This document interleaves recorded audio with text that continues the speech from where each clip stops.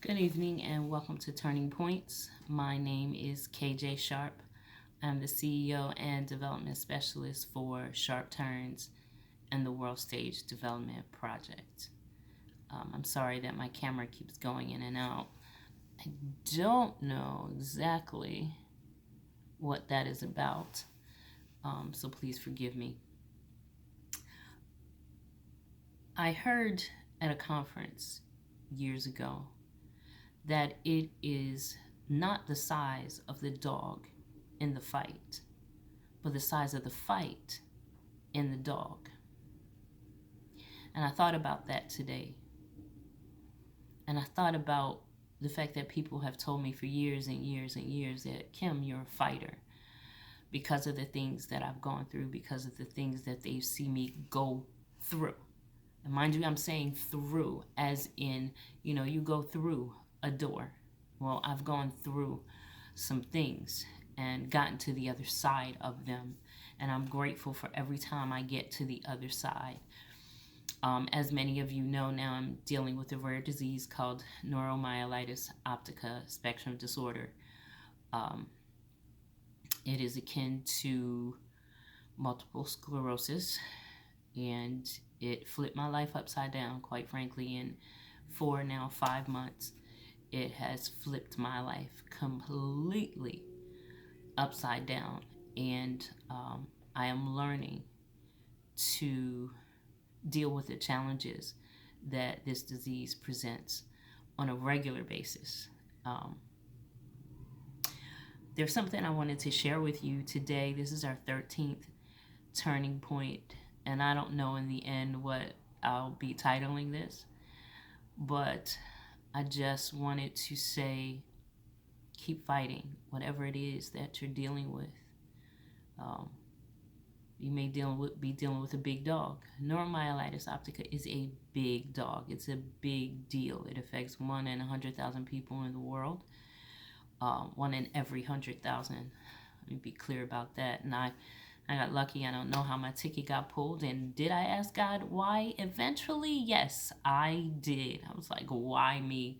Why was I chosen to get this thing, since it's not, you can't inherit it. It has nothing to do with your DNA. It just happens to some people, and it just happened to me. So I'm sharing how I'm getting through this right now. As I'm sitting here, I am in pain, and it's a pain I guess I'm getting used to, because it's a pain I have every single day from the time I wake up to the time I go to sleep. I am on medications, lots of them, which I really am not crazy about, because I never really took medications in my life. I was, except at one point when I was a teenager and had to take them for a condition I had, and then I stopped taking them. Told the doctor I'd rather deal with the pain than take the medications. So I stopped taking them because I knew they were addictive. So I didn't want to be a teenager addicted to prescription drugs, so I just stopped taking them. So today I want to talk about some things that Jesus said, which, I really love reading about the life of Jesus as a human being, the human life of Jesus, not thinking of him as a religious figure, but as a man, as a human being living on earth. And I think about, when he was crucified, and crucifixion was used for not just any criminal was crucified, but mostly it was used for political criminals. And Jesus was considered a political threat to the Roman Empire. So, one thing he did was, and I'm quoting from Encouraging Words for Women, devotional journal by Darlene Sala. One thing he did was he looked past the misery of the moment. And when I read that in Miss Sala's book, that spoke to me. He looked past the misery of the moment. I know the Bible says, but for the joy that was set before him. So he had to look past what he was suffering to, I guess, what his end goal was, according to biblical and doctrinal beliefs. He had to look past the misery of the moment. And so that's one thing that I would advocate, to look past the misery of the moment. Each day I have to look past the misery of the moment. And sometimes it's moment by moment that I have to look past the pain that I'm feeling. I have to look past the grief that I'm feeling. Because when you, for example, lose your ability to walk normally, there's grief there. When a person has their leg amputated or their arm amputated, or they're in a car accident and now they have spinal problems every day, or headaches, or things like that. The only way to get through is you have to look past the misery of the moment to something else, and you have to figure out what else. In my life, the what else is, I'm a writer. I have books that haven't been written yet. This disease it's been said that it's debilitating, it is incurable, and it is I forget the word, but it basically breaks your body down bit by bit. Well, while I am still able to move, there are things that I am still able to do, and those things I've got to do. There are books that I've written that haven't been published. There are books that I haven't written, but I have ideas for. There are events I have planned that I wasn't able to do that I still want to do. So there's so much. I have to look beyond the misery of what I'm feeling at any given time to the joy that is set before me. And the joy that is set before me is all those things that I love to do. The second thing Miss Salo talks about is focus on the ultimate result rather than the painful process.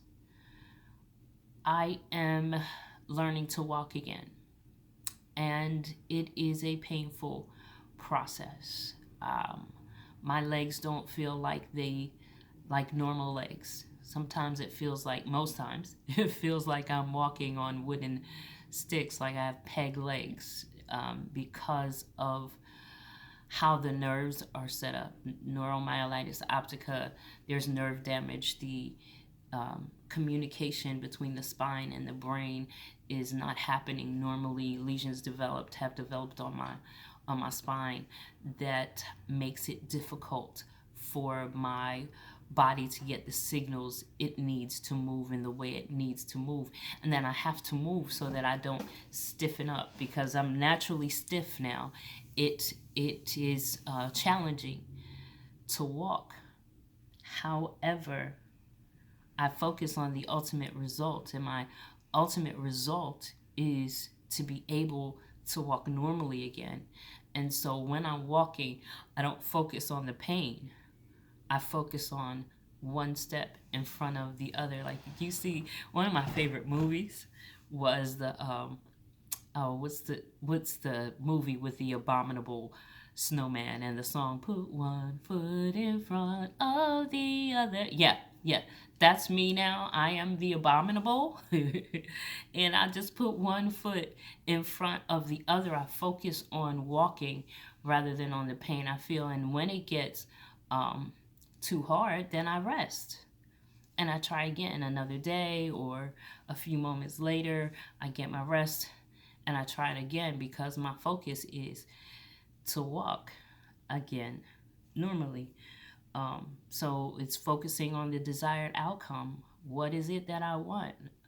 Why do I want to walk normally again? Because then I can go for walks. I loved going for walks, loved walking on the beach. Right now, I can't exactly walk on the beach, but I will.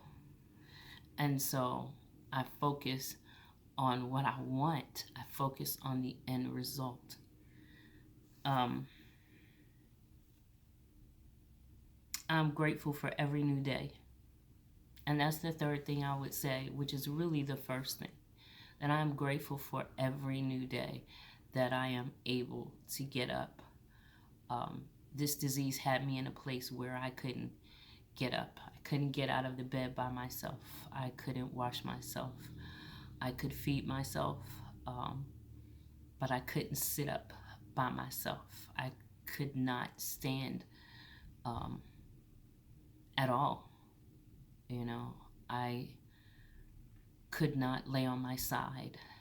I could not do, there were so many things I could no longer do. And so every day I am reborn. Every single day I'm reborn, and I don't know what that day is going to hold or if I'm going to accomplish anything that day. Sometimes the thing that I accomplish is that I rest the whole entire day because that's what my body needs. And so that I would say too is don't beat yourself up over the days you need to take a rest. Whether that rest is a mental rest as a parent who has 1, 2, 3, 4, 5 kids and you're under a lot of stress, don't feel guilty about taking a rest. You need it. Your body cannot continue to sustain you if you never take a rest. Your body cannot continually sustain you if everything is go, go, go, go, go. There's a thing that, go hard or go home. I get that. I even believe that, go hard or go home. However, there is a time to rest. According to the Bible, even God rested. So if God saw fit to rest, why not you? Take a rest when you need it. Go, go, go when you have the energy to go. And that's what I do. When I have the energy to go, go, go, then I do it. But when that energy is depleted, I'm done. I'm done. Prime example, I did a lot of exercising on Wednesday and Thursday. And Thursday evening, about 5 o'clock, I started getting really tired.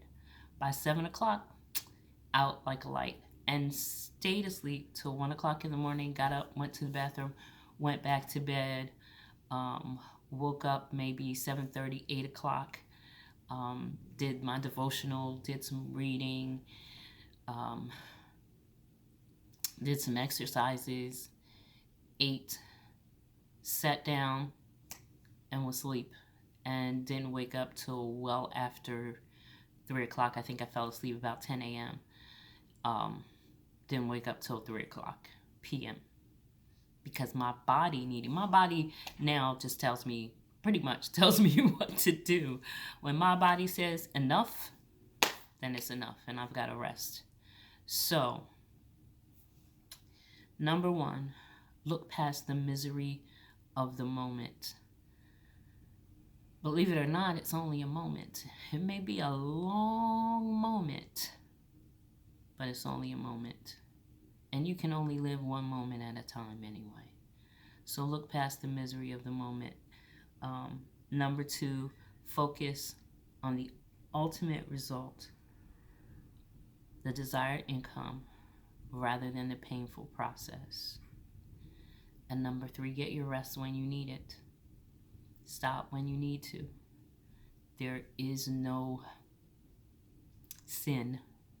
I'll use that word. There is no sin in resting when you need to. But remember, it's not the size of the dog in the fight, no matter what you're facing. It's not the size of the dog in the fight. It's the size of the fight in the dog. I will never, ever give up until I'm 6 feet under. And I'm going to be late for my funeral, ladies and gentlemen. I'm going to be late. I'm just telling y'all right now, I'm going to be late. But I'll never give up. And I hope you won't either. Good night. Hope you enjoyed this turning point.